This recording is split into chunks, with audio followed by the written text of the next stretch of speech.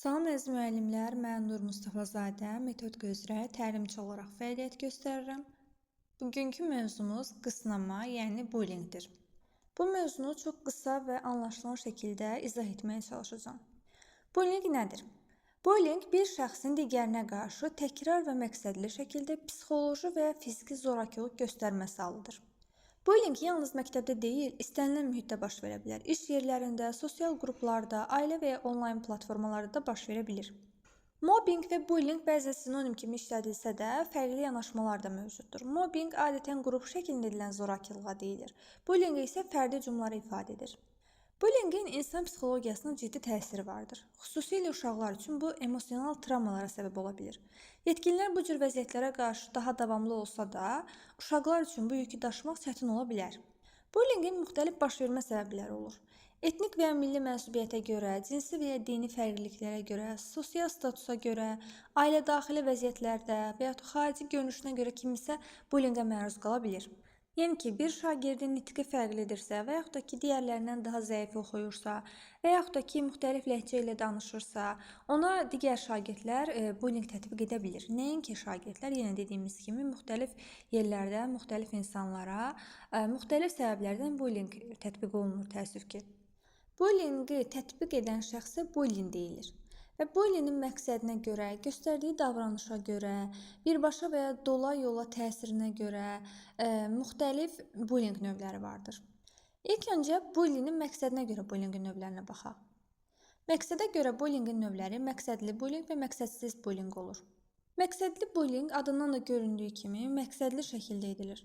Yəni ki, məqsədli olaraq qəsdən kimisə incitmək, əzab vermək, zorakılıq göstərməkdir burada şəxsin məqsədi. Bu növ bullyingdə bully xoşu gəlməyən insanı davamlı olaraq incitməkdən həzz alır. Məsələn, birindən xoşu gəlmir hər hansı bir şəxsin və bilə istəyə onu incitməyə çalışır. Bu məqsədli bullyingdir. Digəri isə məqsədsiz bullying. Məqsədsiz bullying bilmədən, istəmədən bullying tətbiq etmək mənasında istifadə olunur. Yəni, bəzən elə olur ki, ya müəllimlər və ya elə valideynlər şagirdlərin müəyyən məqamlarda, tutaq ki, səhvlərini düzəltməyə çalışarkən bu davamlı şəkildə baş verir və bu şagirddə müəyyən bir psixoloji şəkildə şagirdi incidir, belə deyək. Məqsədsiz bullying özü iki yerə bölünür. Düşünülməmiş bullying və tədris bullyingi. Düşünülməmiş bullying, belə deyək, şagird, müəllim-şagird, valideyn-şagird arasında müşahidə oluna bilir. Bu zaman bullyingi tətbiq edən şəxs, yəni bully, yalnız əyləncə və oyun kimi baxır bu prosesə. Yəni, tutaq ki, hansısa bir şagird digər bir sinif yoldaşı ilə zarafat etdiyini düşünərək ona müəyyən bir təzyiq göstərir. Yəni, burada bullyingin məqsədi əslində sinif yoldaşına zorakılıq göstərmək deyil. Sadəcə güya ki, zarafat eləyir, əylənmək məqsədi ilə edir. Lakin qarşı tərəfə də qarşı bir zorakılıq var və bu da bullying adlanır və bu düşünülməmiş bullying sayılır. İkinci isə tədris bullyingidir, öyrətməklə və yaxud da öyrənməklə bağlıdır. Burada da tədrisdə köməkli etmə məqsədi ilə düşünülməmiş formada şəxsin bullyingə məruz qalmasından bəhs olunur. Burada da həmçinin şagird-şagirdə, müəllim-şagirdə və ya valideyn şagirdə və ya bunların hər hansı bir arasında müşahidə oluna bilir. Tədris bullyingi nədir bəs?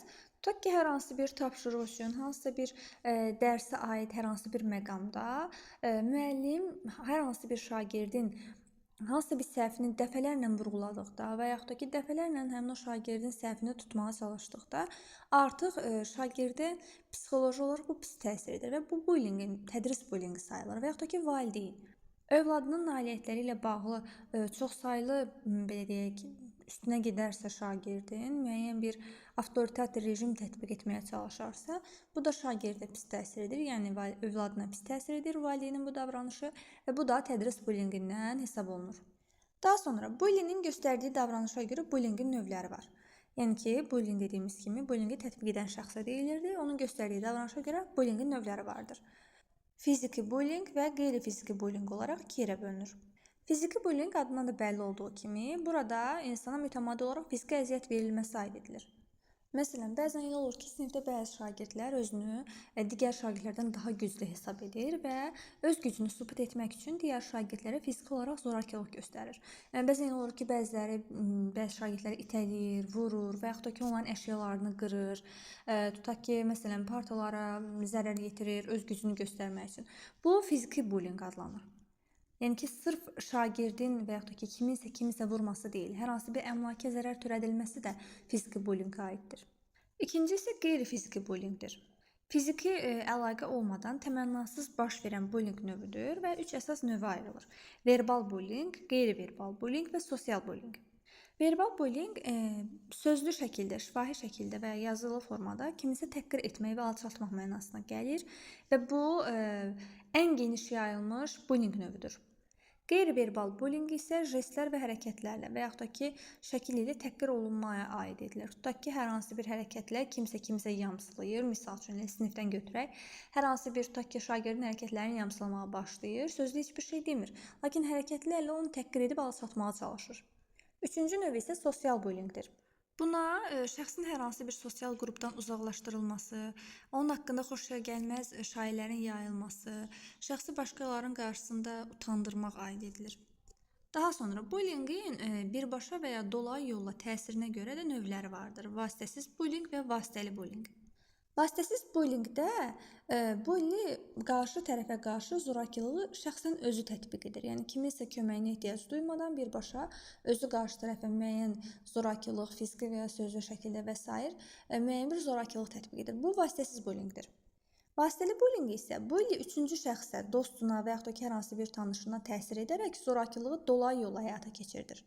Tutaq ki, özü şəxsən sevmədiyi sinif yoldaşına qarşı hər hansı bir zorakılıq göstərmir, amma digər dostuna deyir, tutaq ki, onun haqqında belədir və yaxud da ki, hər hansı bir ona kobudluq elə, həmin sinif yoldaşı gedir ona kobudluq edir. Bu dolayı yolla olur və vasitəli bullyinq adlanır. Və daha bir bullyinq növü də var, bu da xüsusi növ bullyinqdir, kiberbullyinq. Bullyinqin xüsusi formalarından biridir və sosial media üzərindən baş verir. Kiberbullyinq verbal şəkildə ola bilər, yəni yazılı şəkildə sözlərlə təhqir edərək, qeyri-verbal şəkildə ola bilər, yəni sözsüz videolar şəklində.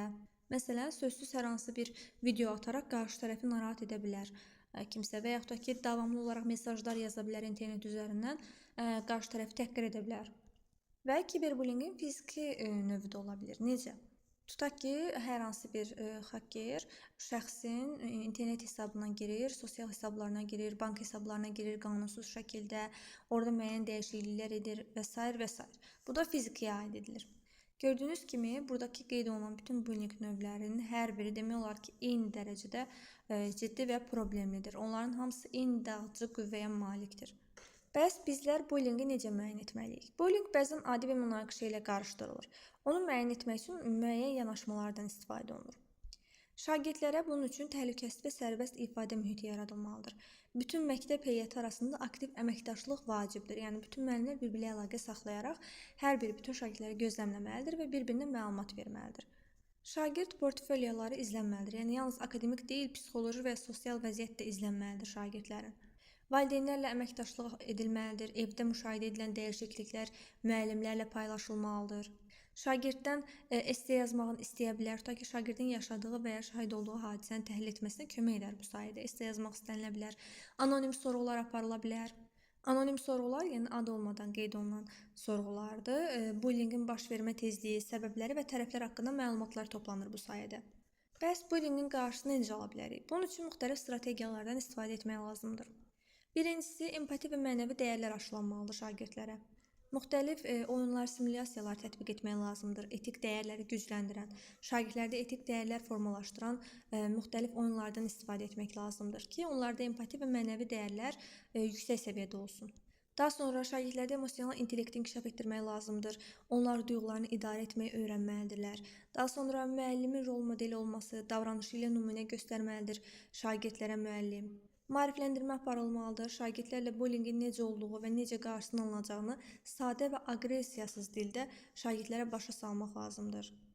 Valideyn və müəllim əlaqəsi olmalıdır. Güclü müşahidə və qarşılıqlı dəstək çox vacib məqamlardandır.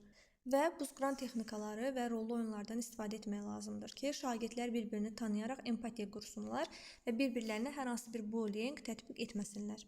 Bunu da qeyd etmək lazımdır ki, mütləq şəkildə bullyinqə məruz qalan və bully olan şagirdin şəxsiyyəti və emosional vəziyyəti qorunmalıdır. Onların anonimliyi və hüquqları müdafiə edilməli və məsələ peşəkarcasına həll olunmalıdır. Gördüyünüz kimi mövzu həqiqətən önəmli mövzulardandır. Yəni tədris mühitində sizə çox lazım ola biləcək bir mövzudur.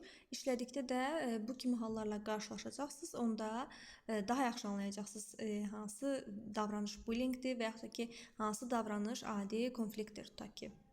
Dərsimiz bura qədər idi. Qısa və öz məlumatları sizə ötürərək doğru şəkildə izah etməyə çalışdım. Hər birinizə uğurlar diləyirəm. Sağ olun.